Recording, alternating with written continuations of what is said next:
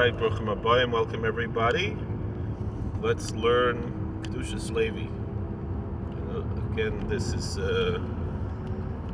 dedicated by the Mishpocha of a Yid named Naftali Tzvi ben Rechel, that he should be gebenched b'chol milad etave. So anyway, let's learn Parshas Parah is this week.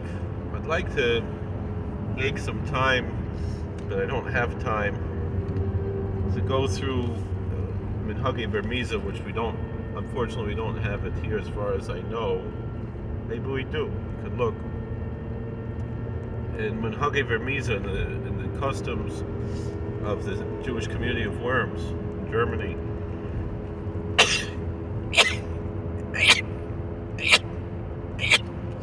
it talks about how special Parshas Parah was, that the Bachrim would all kind of have like what we call today a Shabbaton.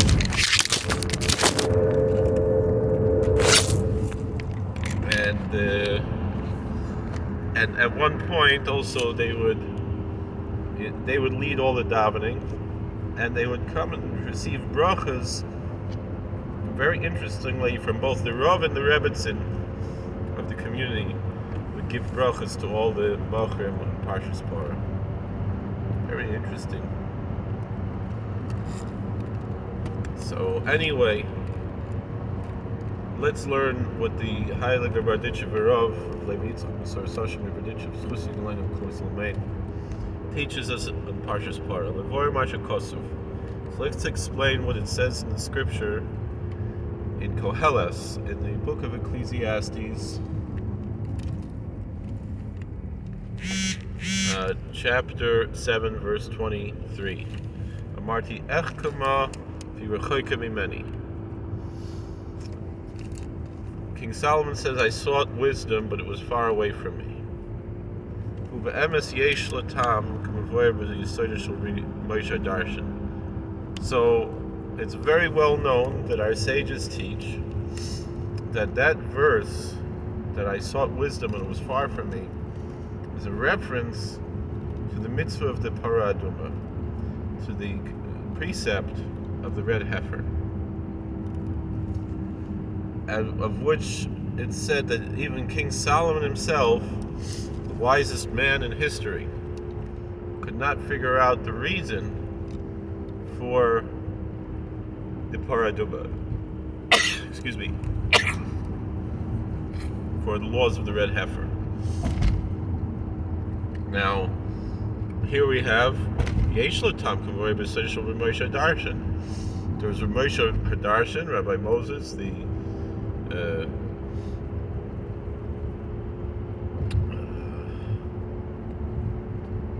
sermonizer, right? The homilist, said there is a reason for the red heifer.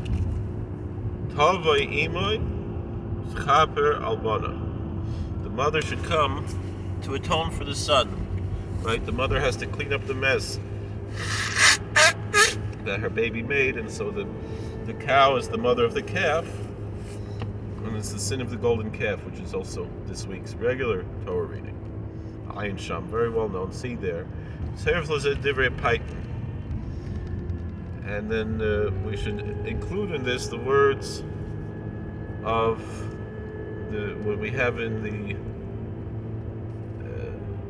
Yotzros for Parshas Parah, which I strongly encourage, if you daven in a Bais Medrash where they do not recite Yotzros, you should recite it on your own. That's my feeling. At least the basic Yotzros, the ones that are in like the Art Scroll Siddur, it's very kedai for certainly anyone with Ashkenazic heritage to recite. I know the Polisher and the Chabad, they don't say it, but nonetheless, that's what we do. The Hungarians and the Galicianers follow the old Ashkenaz minhag, as do of course the Yekis, and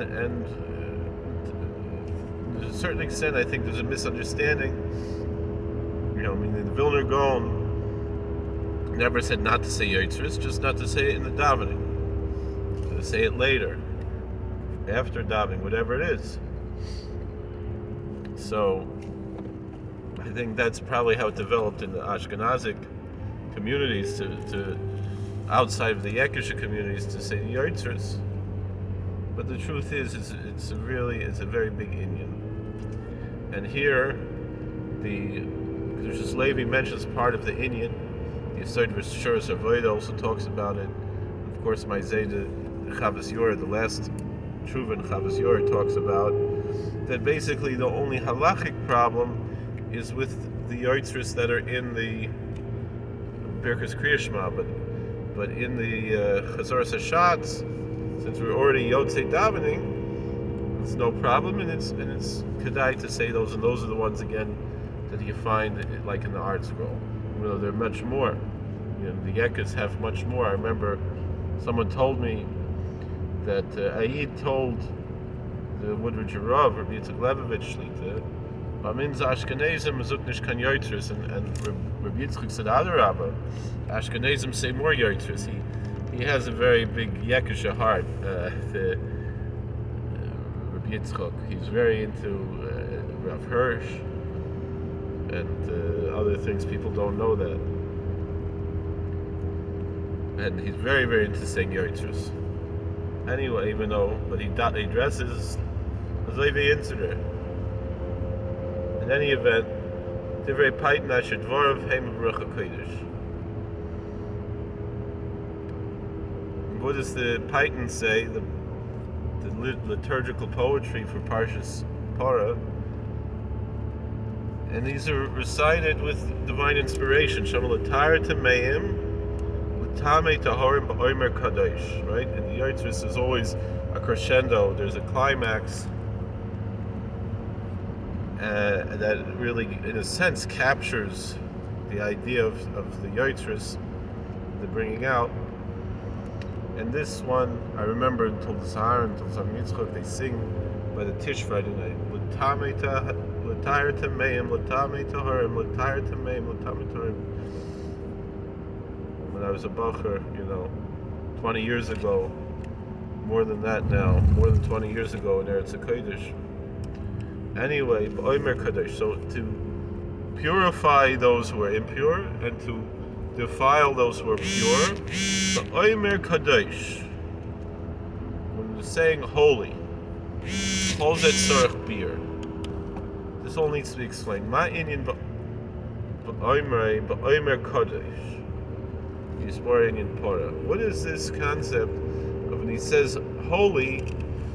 How does that explain conceptually the idea of the red heifer?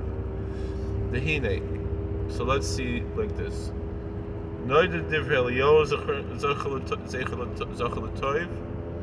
It's known what Elijah the prophet said that we say every morning,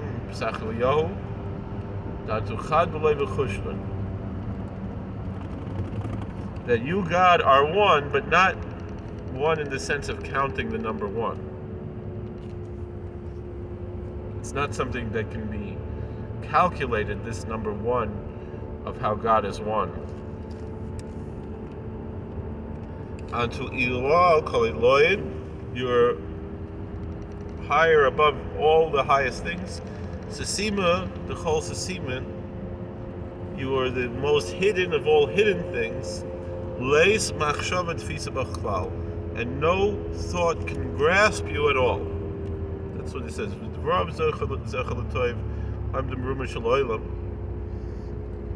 These words that Elijah the prophet taught stand at the highest heights of the world.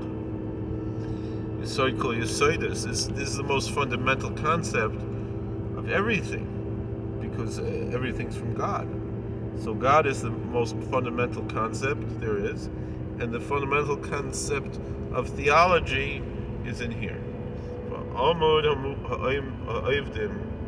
This is the pillar of all worshippers, to illuminate the air and to awaken and arouse the slave b'nei Adam, to illuminate and arouse the hearts of human beings.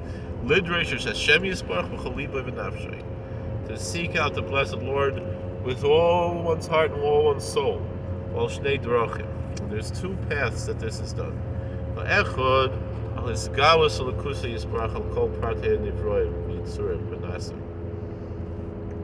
One is the revelation of godliness, of his godliness, may be blessed, on all of the details, even to the subatomic level of all the creatures, all that is formed, all that is made, right? And that's, of course, the oilamos of Bria, Yetzirah, and Asir hinted to here. Everything that's in the world, Akol Mimenu, everything is from God. Nothing is found except for Him. And without Him, there's no existence that can be maintained. From even one of the creatures, as it says in the scripture, Nehemiah 9:6, Nehemiah Tes Vav At Mechayis Kulam, and Thou giveth life to everything. And we say that in Sukkot Zimra every morning. You give life to everything, God. So from this side we know that there is a master of all worlds, a Mechadish B'chol Eis, who renews holy existence at every moment. Nice and koyach v'chiyas, gives energy and life force l'chol bria shabaylam to every creature in the world. L'tzad zanikra ata. That's why we call him thou, you, right? I and thou. We look at God ata. We can speak to him in the second person, not in the abstract third person, but in the noichach. Right? That's what it's talking about. That we look at God face to face and we call him you, we call him thou. Ato. Not who, but Ato. The God that we're looking face to face with, so to speak, Kiviyachim, that we speak to directly, is the one who gives life to everything. Not only he gave life to everything in the past tense, but he's constantly giving life to everything.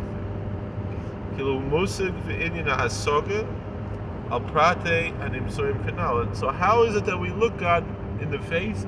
Because we look at his creation. And so that's how we're able to say Va'ato, because we're looking at God. Because we're looking at his creation. This is not in the sense of pantheism, because God is transcendent as well. But he's not only Soiviv Kol Almin, but he's also B'malei Kol Almin. And so B'malei Kol Almin might seem like an expression of pantheism, but it isn't, because there's also the Soiviv Kol Almin. But not only does God surround all the worlds, but he also fills the worlds. And the filling of the world is not pantheism, because he also surrounds all the worlds. But he can be found in every aspect of creation, even to the subatomic level. And so when we're looking at this beautiful, I'm driving on the 17B in the town of Bethel, New York, and I'm looking at this beauty of nature, and I'm seeing God, but also I'm looking at this car, and I'm seeing God. And so that's how I can say Ato, because there's an Achdus to Chad V'loi B'chushbon, that God is one, but not in the sense of a number one, but that there's nothing else but him. There's no place empty of him. But it's something that we cannot grasp, and yet in some small form we can grasp, right?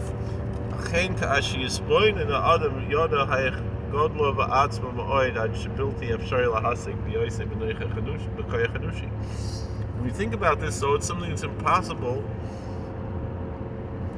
for a human to really grasp. Ka'amar Kilo Yarani, as it says in Exodus 36, verse 20, this week's parsha also, Kisisa, no man can see me and live. Rakshazel Loni Yediyah Brura, Vatsuma. But this is to us a clear and powerful knowledge. Shekol mash nishavu, everything that exists, kol olamas, all the universes, all the multiverse, all the worlds, hakol mimenu, it's all from God. V'mekaimim, and He sustains them. Berech bechinas yisporach, and the measure of this concept of Himself may be blessed. Ein shum tfisas machshava. It's something that is not possible for the mind to grasp. The leis machshava tfisa b'chlal. There's no mind, no thought could grasp God at all. God is so utterly transcendent that the human mind can never grasp God. But on this side, Yitoyer by milas hu. That's when we refer to God in the third person. He, rather than you, rather than thou. Ki hu nista. Because the third person, when you say he, or it, whatever you want to say that's a third person pronoun as opposed to a second person pronoun. And then that's how God is hidden. Kain derech ha'olam. That's the way of the world. That when you're talking to someone who's in front of you, you say thou, you say you. So that means you understand, you know who he is, because you're looking at him. But if you're talking with someone who's not in front of you, is hidden, yidaber who, then you say the word who, or he, it. That shows that there's some aspect that's above your own mental understanding. And you don't understand it, you don't grasp it. And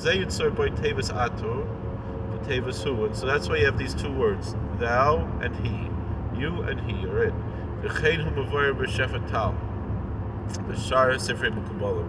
This is something explained in the sefer called Shefatal and other Kabbalistic literature. And furthermore, in what's called Mishnas Chasidim, it's explained that the Ein Sof, the infinite nature of God, is always referred to as he or it in the third person, rather than Ato in the second person, rather than you or thou in the second person. Rambam also explains Maimonides shenoidim mitziyusoi v'loi mahusoi ayin shamayin l'arich b'zeh. That Maimonides teaches us that we know God exists, but we don't know His essence, and that's it. That's pretty much self-explanatory. We don't need to expand on this. Nimsa Mikola now. So we find from all of this, shekebechinas avedasenu hayach shebechinas ein seif nelam ve'enon mesigim leisai. The main concept of our worship is how this concept of God's infinite nature, the endless, without end, is hidden. We don't understand it. We know that such a thing exists. That there is a first cause. There's the unmoved mover, as the Rambam brings from Aristotelian logical philosophy. And that's what causes everything to live, it causes everything to exist. Everything that exists because of this first cause. From his energy, his tremendous, great energy, mitzad midas tuvoi, and that comes from his attribute of goodness, of being a benefactor. This is the concept of Rabbi Akiva, shenichnas b'shalom v'yotze b'shalom. The Gemara says that he went up to Pardes, to the orchard, he entered in peace and he left in peace. The mystical theophany that Rabbi Akiva experienced. The other tzaddikim, the other tanoim weren't able to keep it. One died, one lost his mind, one lost his faith. One lost his life, one lost his mind, one lost his faith. Rabbi Akiva was the only one who could go in and out in peace without being harmed. But who confused him? who, where did this come from? Of Acher, right?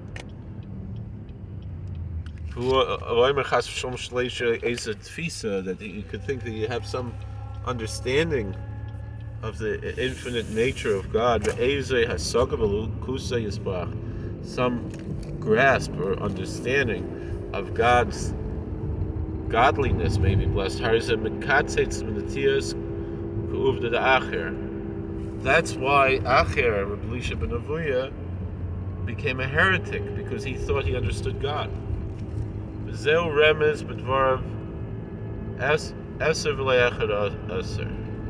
That's what he said there. It's 10 and not 11. That's someone who cut up the roots, the sprouts, became a heretic. That's the grave and perdition, hell.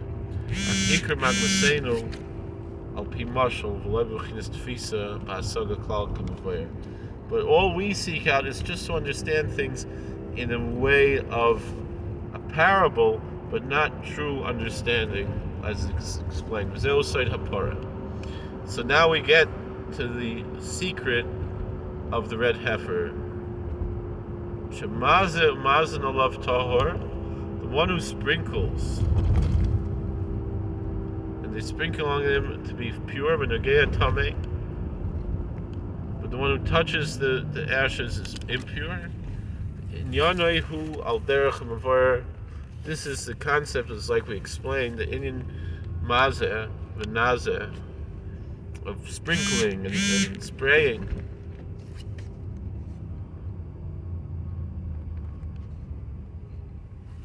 Everything is from above to below when you're sprinkling. That's pure. Because it's all in the concept of the third person, that which is hidden. He doesn't really understand them at all, like we said above. But someone who touches, he thinks he can grasp something in godliness. And he understands this, he has a grasp of it. That's what it means to touch it as tame. Then he is impure, right? So as who koitzates, then he's cutting away the roots, the canal, like we said above. Ku'uvda the acher canal, like the story of Acher, like we said above. Bechinas hanal, notice bechinas hatam shal paro nalam. So in this concept, we see that the concept of the red heifer is hidden. As we explained in the parable, Kasher Melech Mitzavel Lasis Ezedover, the king commands to do something. Then there's no one who can think after the thoughts. Shal Melech, you don't question the king. What's the concept of his will in this? You just do it whatever the king says. But when you say this is it, and so it will be established. Can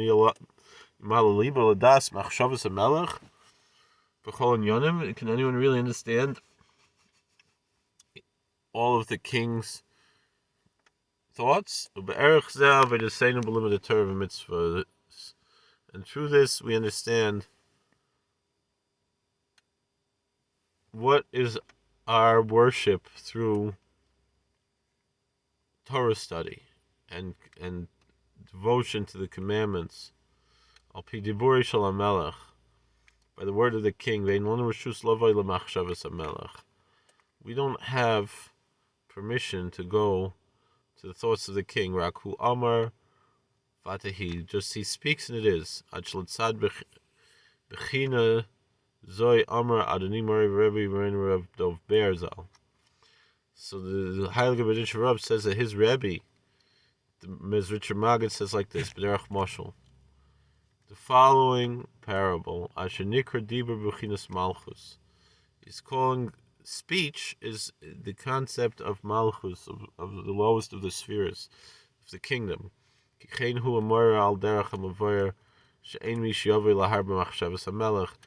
it's a concept of, you don't question what the king says. You just do what he says. You don't question it, like in our parable. That's what the liturgy says, to purify those who are impure, and to defile those who are pure. But Omer Kaddish was saying holy. It's a loymar, means to say shebechinas hatahara k'mavor bechinas hatuma bechinas negia. The concept of purity, it's related to the concept of impurity with the concept of touching, where it's a loymar canal inside Omer Kaddish. As we say above, it says holy ki Kaddish melashon hefresh. This holiness is a concept of being separated. Is separated from the human intellect, because the human intellect cannot understand it except through a parable. Like we said above, so King Solomon said, I sought out wisdom, but it's far away from me. But it's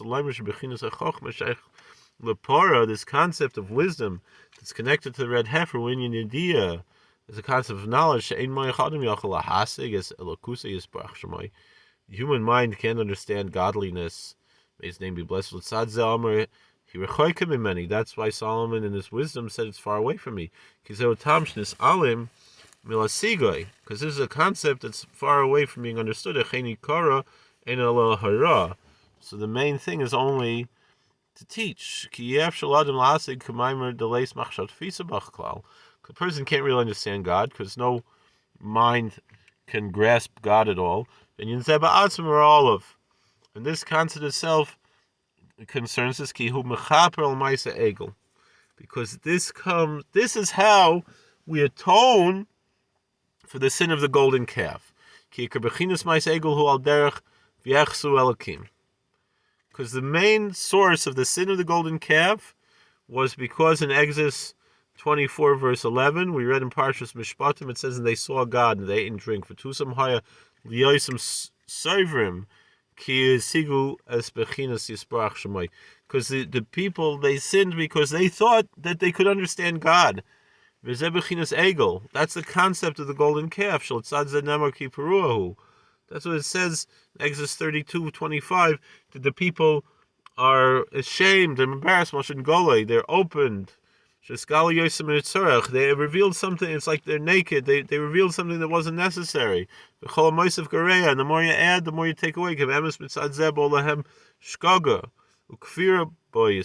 Uh-oh.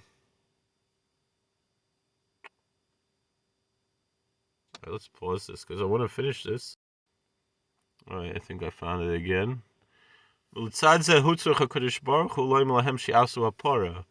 that's why God had to tell them to make the red heifer. And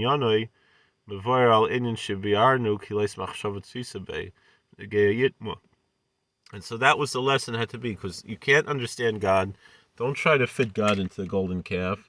And so therefore, you have to have something, if you touch it, you're impure. That's why it's called a statute, chok. That's what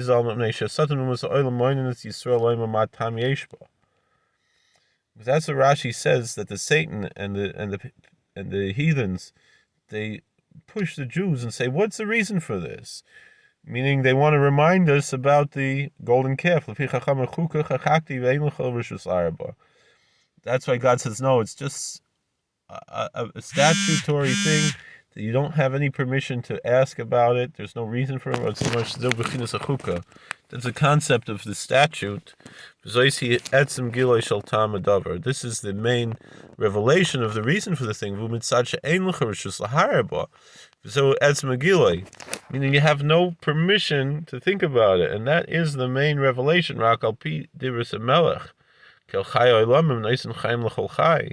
This is by the words of the king, the God who lives forever, who gives life to all living. And from this we know the existence of God, Al pi metzias nimtsoim. We know God exists, like the Rambam brings from Aristotelian philosophy, that the fact that the creation exists shows that there's a creator. But his essence, that's totally unable for us to understand. Like we said, but it's not like we're touching it, God forbid. Like we said, and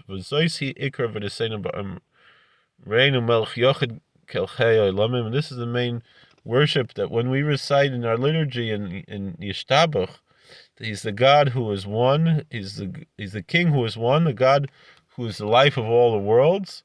It's a Leimer Shehu Hemsi Kol HaMetzias, that he's the one who causes everything to exist. And he gives his influence, his blessing, and his life force into the world. He can be known in these two aspects of the second person, of the third person. The third person is that which is hidden, and the second person is that which is revealed. But then the Berditchev Rav continues with Shemati Mirav Achas and Morena Rav Avram Chaim Ner Yorim Kal Kadosh Zlotchev.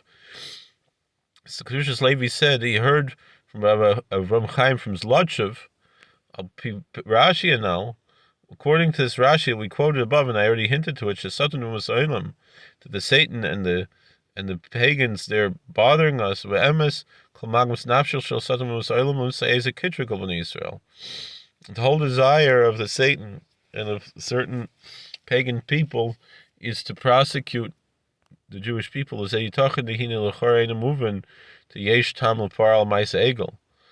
this explains that question that we began with. Don't we have a reason for the red heifer? Because of the sin of the golden calf. So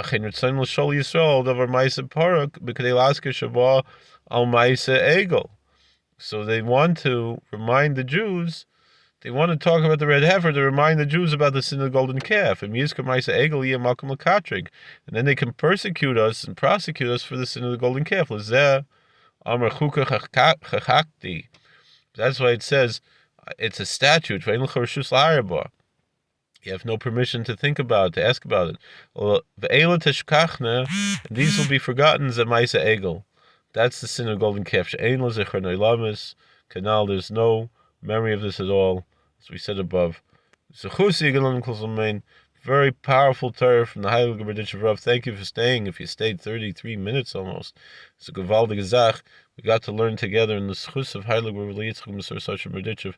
Please, Rabbeinu Shalom, help us that everything should be much better in the whole world, personally and publicly, communally. Thank you, and God bless.